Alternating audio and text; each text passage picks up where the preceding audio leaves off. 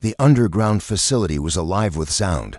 Machines hummed, pipes rattled, and the steady throb of power echoed through the steel walls. It was a place where brilliance and authority gathered scientists, engineers, and soldiers moved with purpose, wearing their pride like armor. Every step they took announced their importance.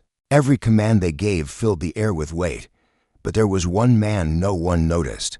He pushed a simple cleaning cart, the wheels squeaking against the polished metal floor. His uniform was plain, faded from years of work, and his gloves were patched in places. His name was on a badge, but no one ever read it to them. He was not a man with a name. He was the janitor. When the engineers passed him, they barely looked his way. When the soldiers brushed past, they didn't nod or greet him. He was a shadow moving among giants, a man made invisible by routine. Yet this man, the single father who worked through the night while his daughters slept safe at home, had eyes sharper than anyone around him.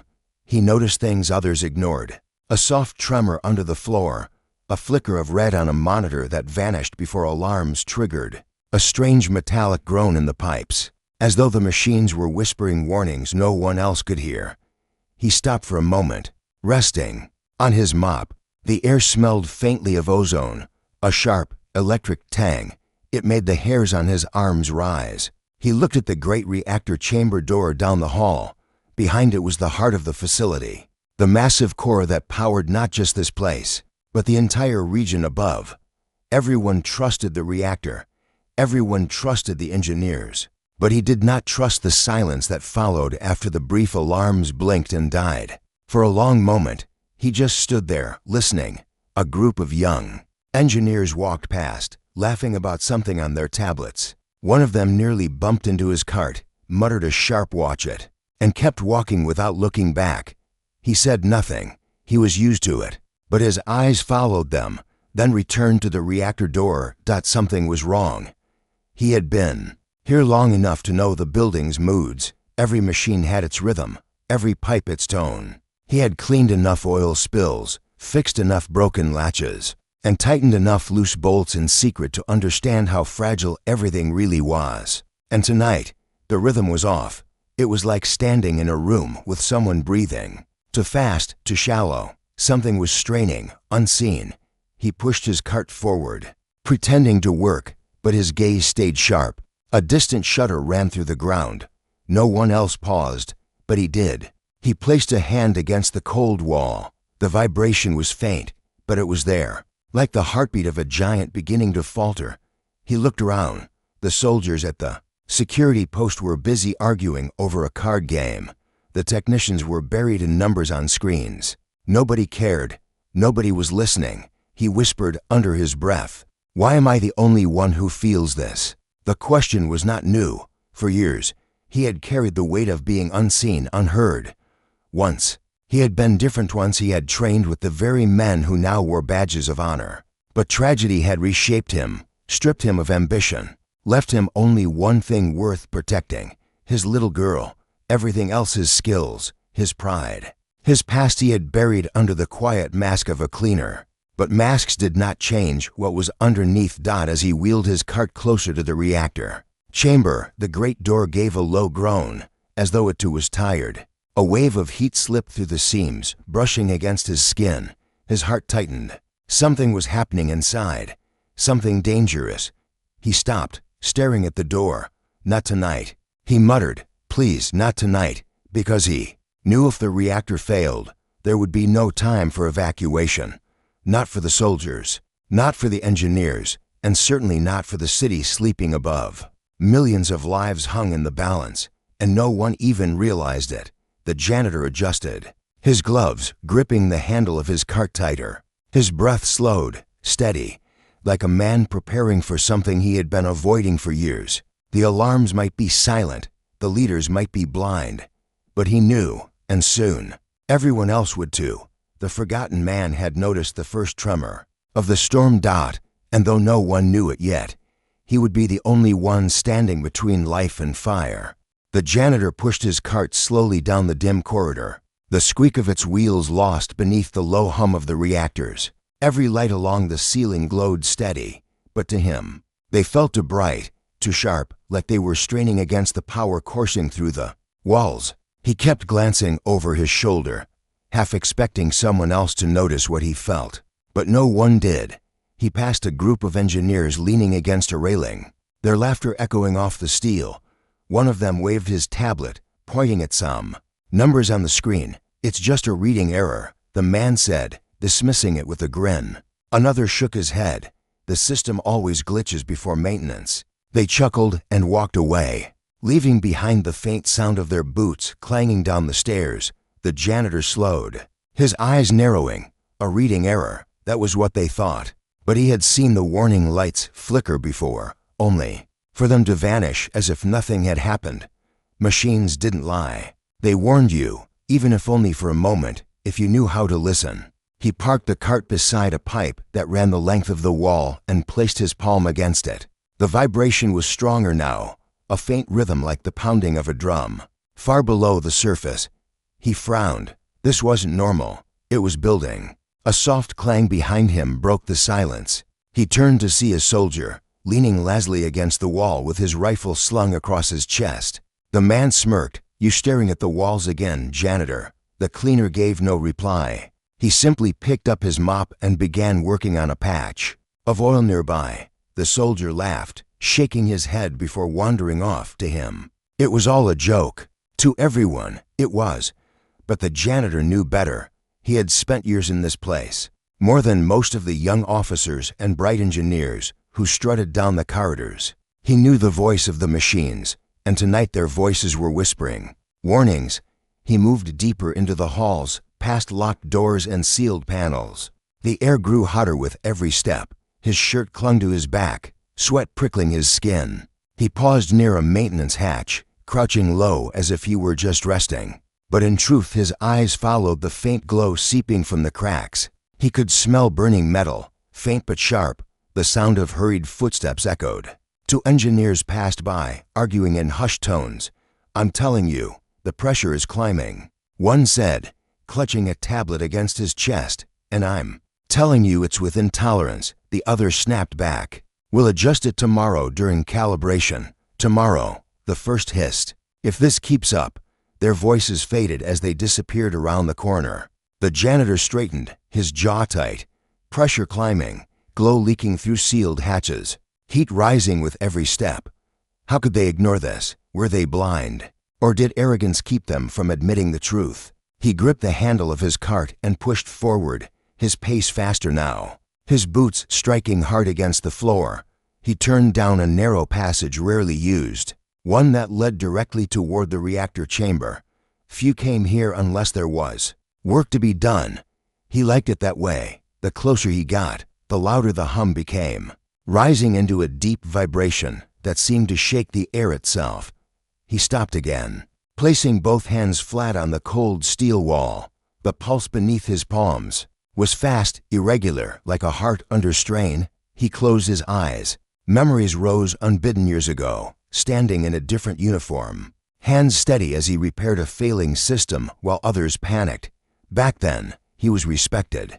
Back then, they had trusted him. But that life was gone. Now he was just a shadow with a mop. He opened his eyes and drew a slow breath. Whatever had been buried inside him was stirring again. The corridor bent left, and the great door of the reactor chamber came into view. Its surface glowed faintly orange around the edges, as though fire itself was pressing against it. He stopped, staring, the heat washing over him in waves. Two guards stood before the door, their posture casual, their rifles slung low. One glanced his way and smirked. "Don't tell me you're planning to mop in there, old man." The janitor said nothing. He lowered his gaze and pushed his cart past them, the weight of their laughter following him like a shadow. But his mind was racing. If the signs were this clear here, then inside it must already be close to failure. He paused a few steps away, gripping the handle of the cart so hard his knuckles whitened. His daughter's face flashed in his mind, her smile, her small hands tugging at his sleeve, her voice asking when he would be home. He had promised her safety. He had promised her tomorrow. He glanced back at the door. The glow seemed brighter now, the seams bleeding with light like cracks in a dam. For a moment, He thought of turning away. It wasn't his job. No one would blame him if he just kept cleaning, kept being invisible. But his chest tightened, and he knew the truth. If he walked away now, there might be no tomorrow, not for him, not for his daughter, not for anyone above. He exhaled slowly, his eyes hardening. The whispers of danger were no longer whispers. They were warnings, screaming to be heard. And he was the only one listening. The janitor adjusted his gloves, squared his shoulders, and took a step closer to the chamber door. That the forgotten man was ready to be forgotten no longer. The door to the reactor chamber loomed like a sleeping beast, its metal skin glowing faintly from the power inside. The janitor stood in its shadow, his chest rising and falling slowly. The hum was louder here, a deep vibration that rattled through the floor, through his bones. He could almost feel it calling to him, warning him. For a moment, he closed his eyes, and the past returned. He had not always been this man with a mop and gloves. Years ago, he had stood in rooms like this wearing a very different uniform. His hands had been steady on tools meant for repair, his voice respected when he gave orders. People had listened to him then. They had trusted him. He remembered long nights training in the military's engineering corps, learning to hold machines together while under fire. He remembered the sharp smell of burning wires, the sting of sparks on his skin, the rush of fixing something seconds before it failed. Those days had been filled with danger, but also pride. He had mattered. Then life changed.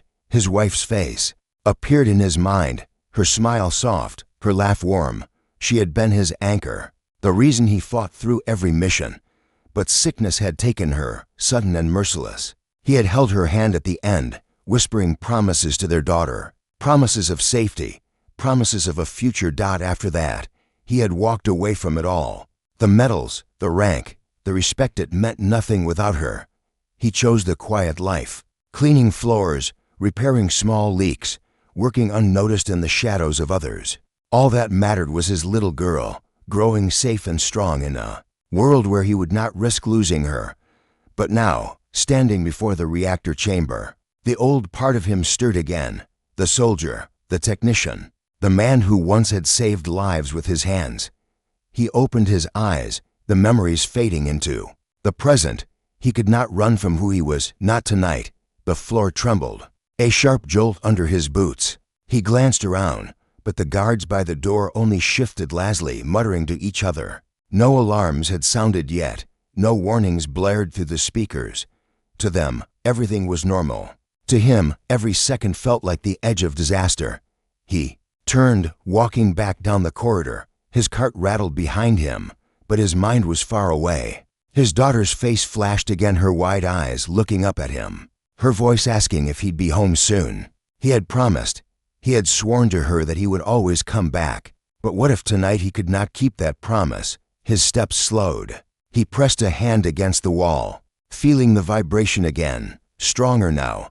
He whispered under his breath, as though speaking to the machine itself, "Hold together, just hold." But he knew it wouldn't. A shout echoed down the hall. He looked up to see a pair of engineers arguing, their voices sharp. One waved his tablet angrily. "The readings are spiking. Look at this." The other shook his head. "We'll handle it. Don't overreact. We can't risk causing panic." Their voices faded as they stormed off, neither willing to admit the truth. The janitor clenched his jaw. He remembered the arrogance of men like that, the blindness that came from pride. They thought the reactor would obey them, but machines didn't obey pride. Machines obeyed physics, pressure, and limits, and when those limits broke, they didn't care about titles or ranks. He reached the maintenance corridor where he often rested during breaks. He sat for a moment on a small bench, staring at his hands. They were calloused, scarred, hands that had scrubbed floors and fixed leaks for years. But beneath the dirt and wear, they were still the hands of a man who once held the fate of missions. In his grip, his chest rose with a heavy breath. He couldn't deny it any longer. The facility was heading toward failure, and when it came, none of the officers or engineers would know how to stop it. Only he could, but who would believe him? He thought of the soldiers' mocking smile, the laughter of the guards, the dismissive words of the engineers. To them, he was nothing, invisible, replaceable, and yet, wasn't that his advantage? They had underestimated him for so long, they wouldn't see it coming when he stepped forward. They wouldn't expect him to be the one to face the fire. The hum grew louder again, making his decision for him. He rose to his feet, his eyes hard with resolve. He would not let his daughter's tomorrow burn because of their arrogance. He would not let millions of lives end because no one else was listening. He pushed his cart forward again, heading back toward the chamber. Sparks flickered faintly from the ceiling lights as he passed beneath them, tiny showers of orange that seemed like warnings written in fire. The guards glanced at him when he returned, but he kept his head low, pretending to mop the floor nearby. His ears listened, his eyes sharp. He would wait for the right moment, because when the crisis finally revealed itself, when the alarms screamed and the leaders froze, he would be ready. The forgotten man had been silent long enough. The ground shivered under his boots, a deep rumble that shook dust loose from the ceiling. At first it was small, like the building was clearing its throat. Then it came again, stronger, rolling through the halls like distant thunder. The janitor froze, his mop handle gripped tight in his hand. This was it, the silence before the storm was gone. The storm had arrived. The first alarm wailed through the facility, a high-pitched cry that bounced off the steel walls, cutting through conversation, and laughter like a blade. Red lights began to flash above every door, painting the corridors in a pulsing glow. Soldiers looked around in confusion. Engineers lifted their heads from their screens. No one had expected this. The janitor dropped the mop back into the bucket and straightened his shoulders. His heart was steady, but his eyes were sharp. He had known this moment would come. More alarms followed, deeper ones vibrating the air. The voice of the facility's automated system echoed overhead, warning, "Reactor instability detected. All personnel evacuate immediately." Chaos broke loose. Engineers shouted at each other, waving tablets with numbers they no longer understood. Soldiers ran in different directions, some toward the chamber, some away from it. Officers barked orders, but their voices were lost in the storm of noise and panic. The hum of the reactor had grown into a roar now, like a beast awake and furious, shaking the very bones of the building. The janitor pushed his cart against the wall and stepped into the flow of frightened people. No one noticed him. They brushed past him, their eyes wide with fear, their voices cracking with desperation. He was invisible, even now, and that invisibility gave him space to move closer to the danger while everyone else ran away.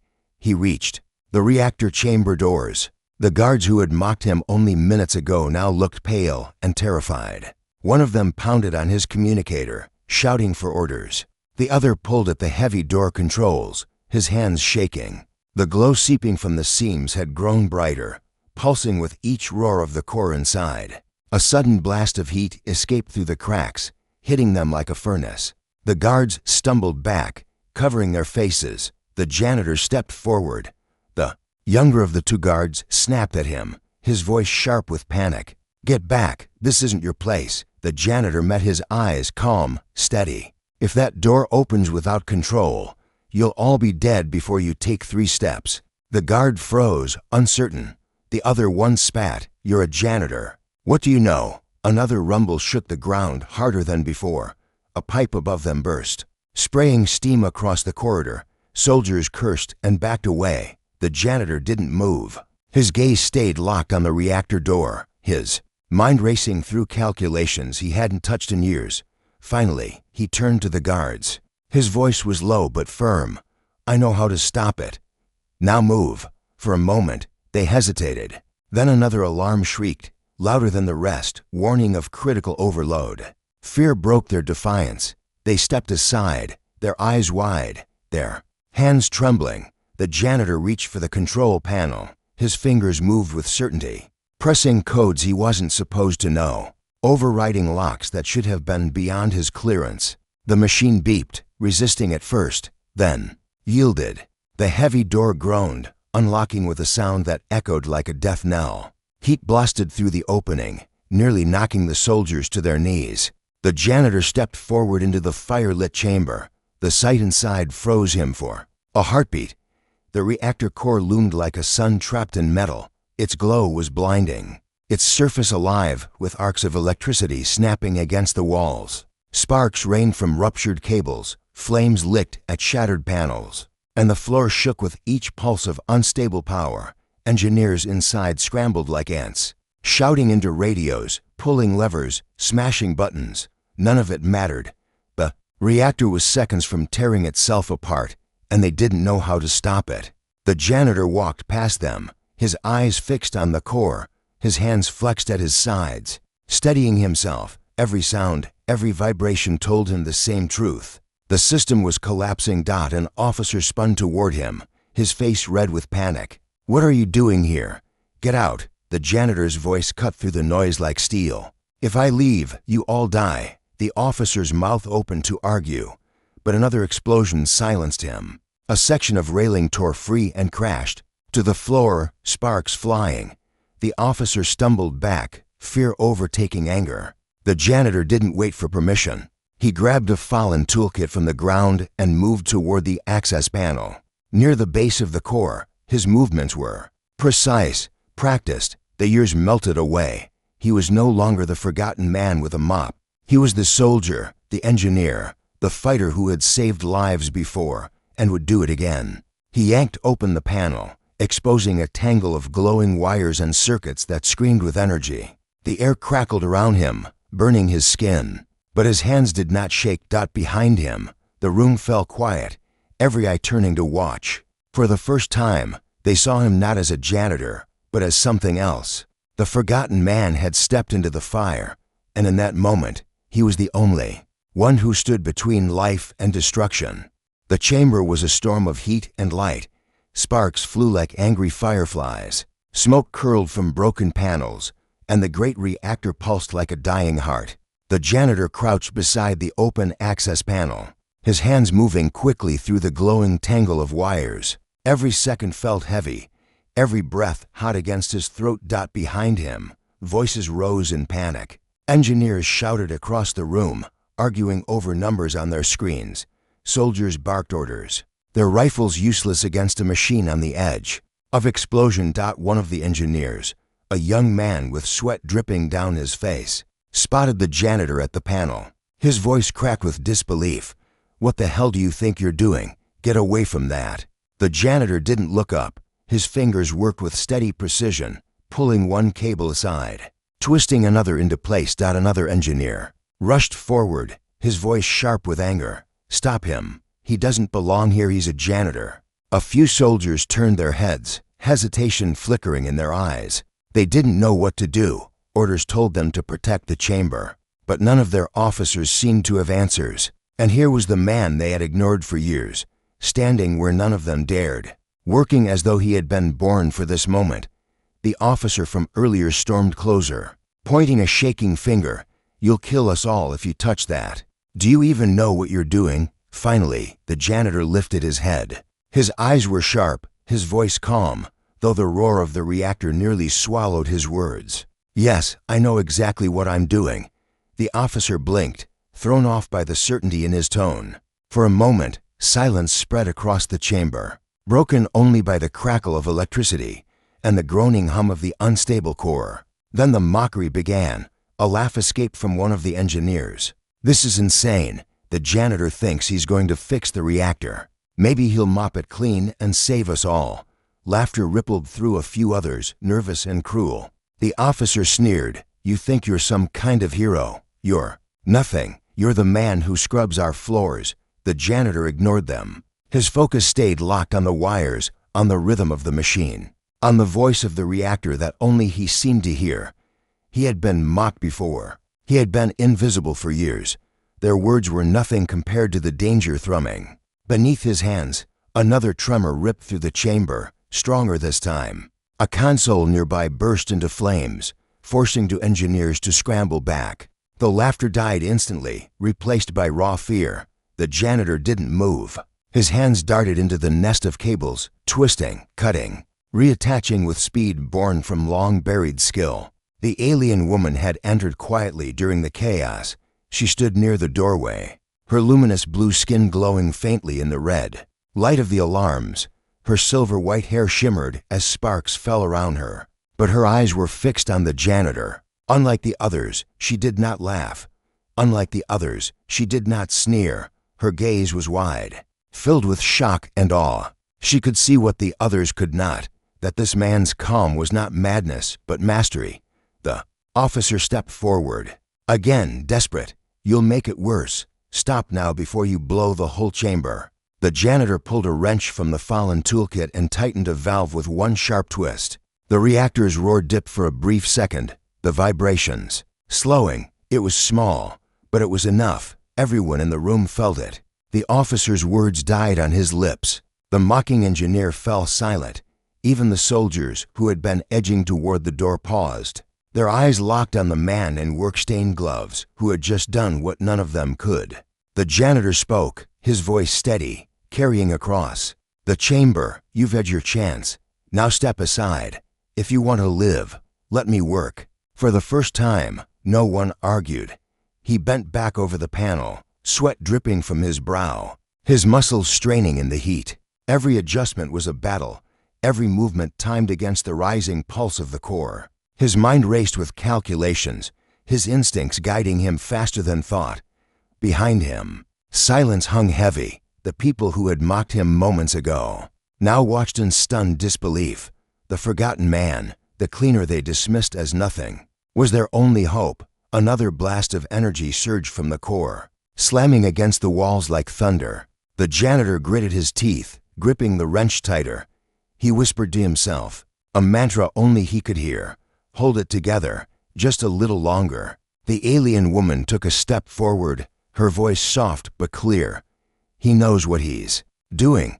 Let him." Her words carried a weight none of the officers could deny. For a moment, everyone seemed to stand frozen, watching as the man they had laughed at worked with the precision of a master. The janitor felt their eyes on him, but he didn't care. He wasn't here for their approval. He was here for the promise he had made long ago to his wife, to his daughter, to himself, to protect, no matter the cost. The chamber groaned as the core flared brighter, pressing against the limits of its containment. His time was running out, but his resolve only hardened. They had doubted him. They had mocked him. They had forgotten who he really was. Now they would see. The chamber roared like a furnace, alive with sparks and firelight. The reactor pulsed brighter and brighter, each wave of energy slamming against the walls like the heartbeat of an angry god. Heat shimmered in the air, turning every breath into fire. Sweat ran down the janitor's face, soaking his collar, but his hands never slowed. He worked with the urgency of a man who knew every second was borrowed time. The cables before him screamed with energy. He yanked one free, sparks exploding across his gloves, then twisted two others together, forcing the current down a safer line. The lights overhead flickered, and the ground shook again. It felt as though the entire facility would split apart. Behind him, soldiers and engineers pressed against the walls, their fear written in wide eyes and trembling hands. They whispered among themselves, unable to look away. They had seen arrogance crumble. They had seen panic fail. And now all that remained between them and death was the man they had once called invisible. Another surge ripped through the chamber, sending a rain of molten sparks crashing to the floor. The janitor flinched but didn't stop. His voice was a low growl against the roar. Come on, come on." He reached deeper into the panel, pulling at wires glowing faintly with heat. The smell of burning insulation filled the air. His gloves smoked, the fabric charring, but his grip stayed strong. With a grunt, he locked another valve into place and slammed the panel shut. For a moment, the reactor's roar dipped again. Not much, but enough to buy him seconds. Seconds mattered. The officer who had mocked him earlier stepped forward, voice breaking. "What did you just do?" "The pressure, it's dropping." The janitor didn't look up. His tone was flat, controlled. "I rerouted the energy. It won't hold long." He pulled himself upright, grabbing a heavy wrench from the floor. His muscles flexed as he approached a larger access port closer to the reactor's base. The heat there was almost unbearable, waves of fire rolling over his skin, but he pushed through. He had faced worse before. He had fought battlefields that smelled of smoke and blood. He had carried his daughter through nights when grief threatened to crush him. This was nothing compared to that. He jammed the wrench into a stuck valve and pulled with everything he had. The metal screamed, refusing at first, then finally gave way with a shriek. A blast of steam shot upward, nearly blinding him. The audience watching from behind gasped, but the janitor stayed steady, twisting the valve further until the flow shifted. The reactor groaned like a wounded beast. The lights flickered violently, but the pulse slowed, if only by a fraction. The alien woman stepped closer, her luminous eyes fixed on him. "He's fighting it," she whispered, her voice carrying even in the chaos. "He's holding it back." No one argued. No one laughed now. Every soul in the chamber understood the truth. The janitor was the only one standing between them and destruction. Another alarm shrieked overhead. Critical overload imminent. Core meltdown in 90 seconds. 90 seconds. That was all. The janitor's jaw tightened. He pulled open another panel, sparks exploding against his arms. He ignored the pain. His hands moved faster, cutting wires, fusing new paths, forcing the machine into submission. His chest burned with each breath, but his focus never wavered. 60 seconds. The roar was deafening now. Pieces of the reactor casing rattled loose, clattering to the floor. Engineers shouted useless numbers. Soldiers braced as if preparing for death. But the janitor kept moving, sweat pouring, eyes locked on the glowing heart of the core. 40 seconds. He reached deeper, electricity arcing dangerously close to his arm. His glove smoked, burned through. The raw heat seared his skin, but he didn't stop. He yanked the cable free, teeth clenched against the pain, and jammed it into a new port. The core flared violently, a flash of orange and white that blinded the room. For a heartbeat, it seemed like it would all end right there. But then the glow dimmed, only slightly, but enough. 30 seconds. The janitor staggered back, chest heaving. His vision blurred from the heat, but he forced himself forward. Again, he had no choice. He had promised his daughter tomorrow, and tomorrow could not exist if he failed now. He grabbed the wrench again, slamming it against another valve, sparks exploding at his feet. The metal groaned, then twisted, the flow shifting again. 20 seconds. The alien woman whispered, almost reverent, "He's winning." The officer could only stare. His pride shattered. For the first time, he saw not a janitor but a soldier, a father, a man who carried the weight of millions on his back without flinching. 10 seconds. The janitor gave a final roar of effort, twisting the last valve into place, forcing the energy into the stabilizers. The reactor screamed one last time, the roar shaking the walls. The glow flaring blinding white, then silence. The alarms cut off. The hum faded. The chamber went still. The janitor collapsed to one knee, sweat dripping from his face, his hands raw and burned. He lifted his head slowly, staring at the now steady glow of the core. The beast had been tamed. Behind him, no one spoke. They only stared, their fear replaced by stunned silence. The forgotten man had done it. He had beaten the clock. Smoke drifted through the chamber, curling like ghosts above the silent reactor. The red emergency lights still blinked, but softer now, no longer urgent warnings of death. The reactor core glowed steady, its furious heartbeat calmed, its storm contained. The janitor remained on one knee, his chest rising and falling with slow, heavy breaths. His gloves were ruined, his hands raw and burned, his clothes soaked with sweat. He leaned against the cold floor, gathering strength, his vision swimming with exhaustion. Yet even in his weakness, he felt something he had not felt in years. Peace. For a long moment, no one moved. Soldiers, engineers, officers all stood frozen, staring at the man they had mocked. Ignored, dismissed. The silence was heavy, broken, only by the faint crackle of dying sparks. Finally, the officer who had sneered at him earlier stepped forward. His mouth opened, but no words came. The arrogance that had once filled his voice was gone, replaced by disbelief. He looked down at the janitor, his lips trembling, and for the first time, he bowed his head. An engineer dropped to the floor, checking the readings. His voice cracked as he shouted, "The core is stable, it's holding." A cheer rose from the back of the chamber, shaky at first, then louder. Relief washed through the crowd. Some laughed in disbelief, others cried. But all of them knew the truth: they were alive because of the man they had never respected. The janitor pushed himself to his feet. His legs trembled, but he stood tall. His shadow stretched across the chamber floor by the glow of the core. He looked around at their faces, wide with awe and guilt. He said nothing. Words were not needed. The alien woman stepped forward, her silver hair catching the reactor's glow, her luminous eyes fixed on him. She studied him as though seeing humanity itself through his actions. Her voice was soft, but it carried clearly in the silent chamber. They underestimated you, and yet you saved them all. The janitor gave her a faint nod, but his eyes drifted elsewhere. He wasn't thinking of the officers or the engineers. He wasn't even thinking of the alien diplomat who now gazed at him with admiration. His thoughts were of a small apartment, above ground, of a little girl waiting for her father to come home. He tightened his burned hands into fists. He had promised her tomorrow, and tonight he had kept that promise. The officer finally found his voice. "You," he started, then stopped, the weight of shame heavy in his throat. "You're not just a janitor." The janitor's lips curved into the smallest of smiles, but it did not reach his tired eyes. "I never was," he said quietly. No one argued. No one dared.